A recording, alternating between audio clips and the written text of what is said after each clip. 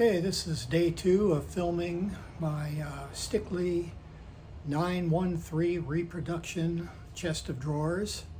So as you can see, I've cleaned up the garage a little bit, the workshop. So I've gotten, going to work on the sides today. So they're all prepped, ready to go. So I'll end this part and we'll get a little close-up of what we're going to do today.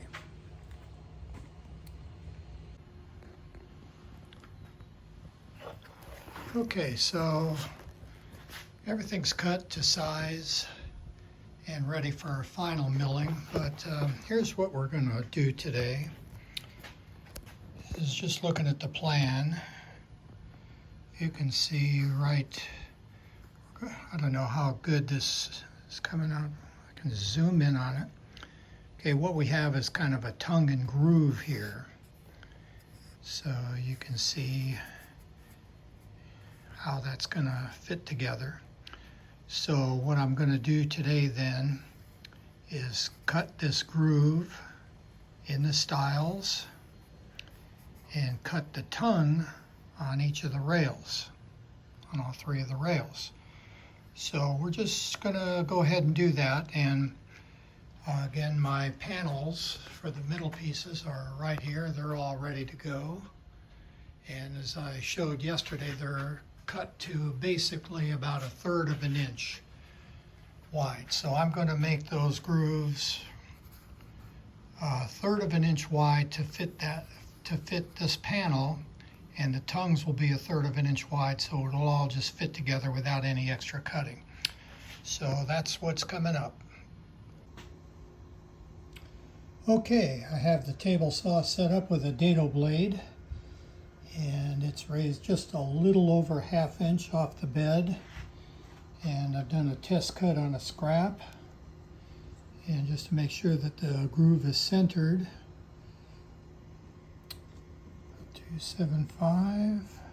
275, perfectly centered.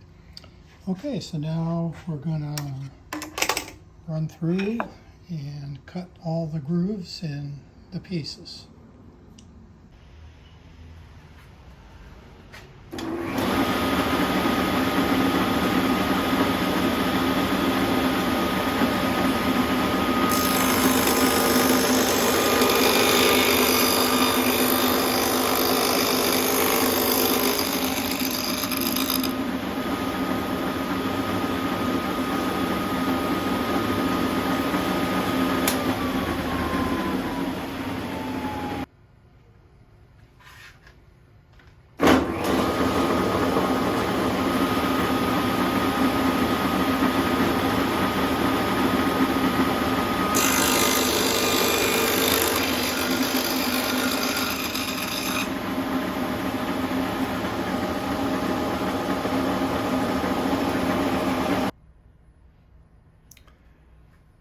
Okay, the next step is to make the tongue on each of these pieces on the rails here. So we've got to cut away this part here. So what I'm going to do is mark it off 1/2 inch.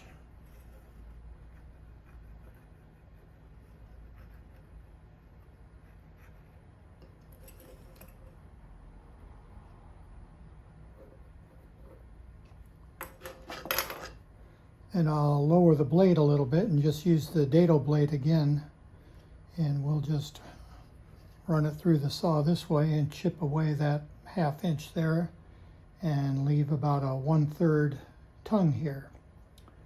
So we'll go ahead and do that. Okay, I'm going to explain the setup here. We've got the height set where it's going to cut right to there and leave the tongue. And I've got a block that is clamped to my fence, which is a stop block. Stop there and then just push it through. So there's no chance of it binding against here and kicking and causing a problem. So then I should just explain too, on the fence, I have glued some sandpaper on here. So when you're holding it, it's not going to slip side to side. So with that, let's go ahead and start cutting.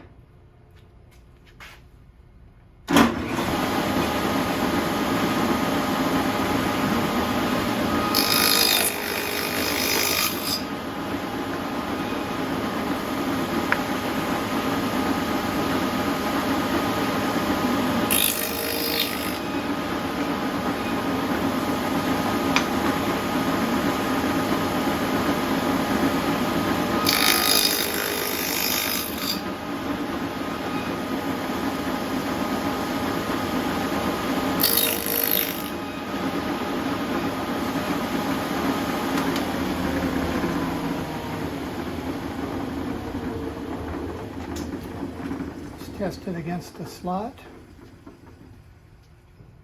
That's a pretty good fit.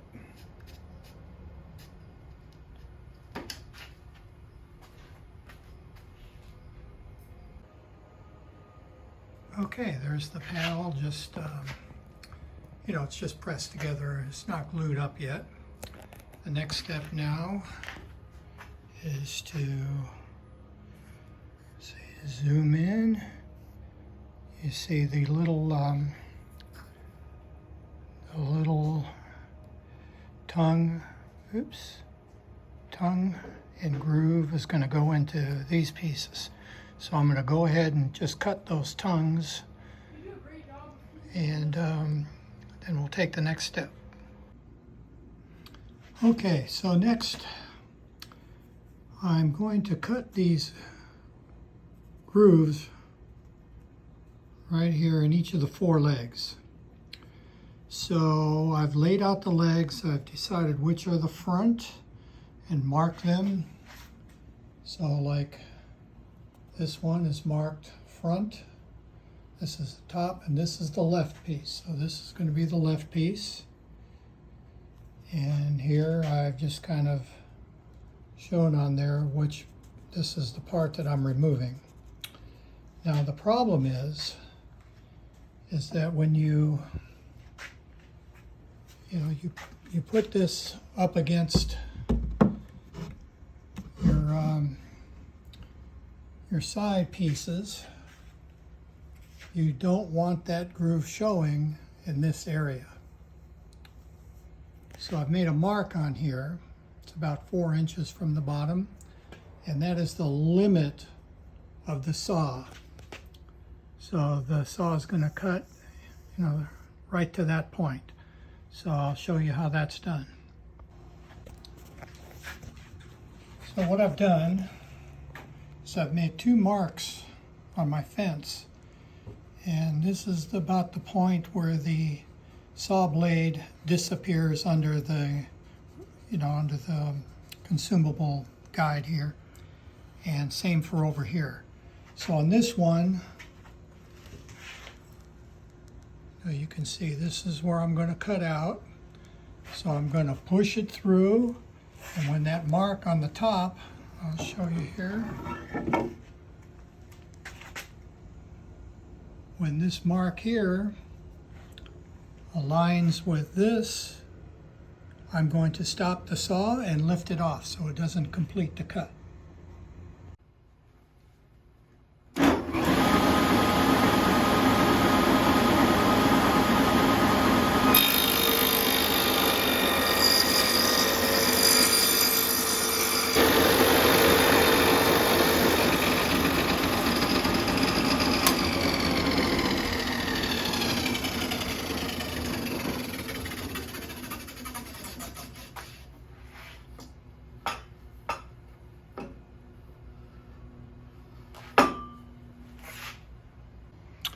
Okay, I'm cutting the tongues for the stiles, and so what I did is I just cut a groove, and it's, it's a 1/2 inch deep.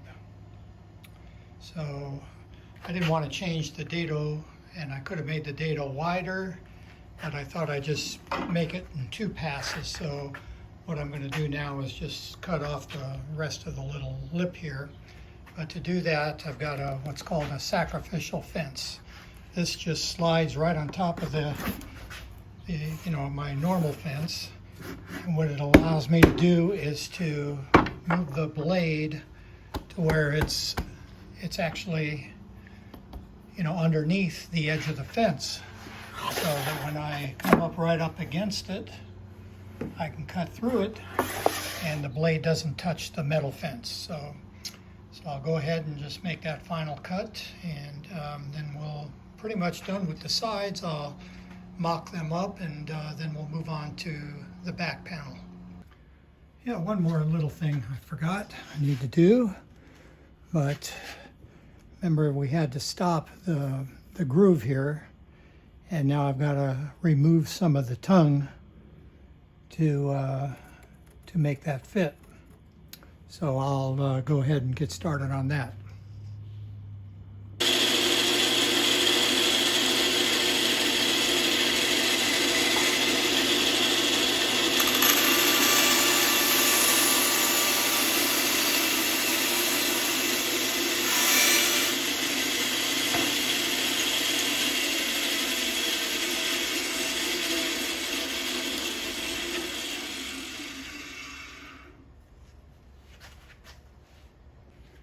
Unfortunately, it's a little bit tight here, so I'm going to plane that down a little bit.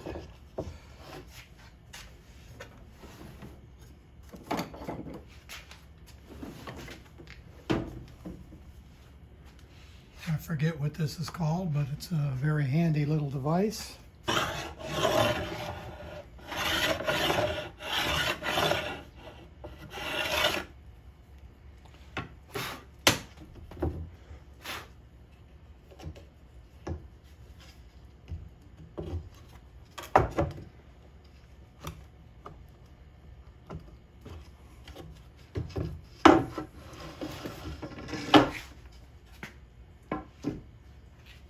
So you get the idea, just gotta plug away at it, but I won't bore you with having you watch me do this. It might take about 5 minutes, but that's the idea, and we'll come back once it's fitted. Okay, there we go. It's all fitted. There's a little gap. I hammered it down pretty good, but when we clamp it, the clamps will pull it all together once it's glued. We're just trying to mock it up for right now. Okay, there's one completed side. Just again, I'll just mocked up, nothing's glued, can just take it all apart. So you can see the joinery on the top.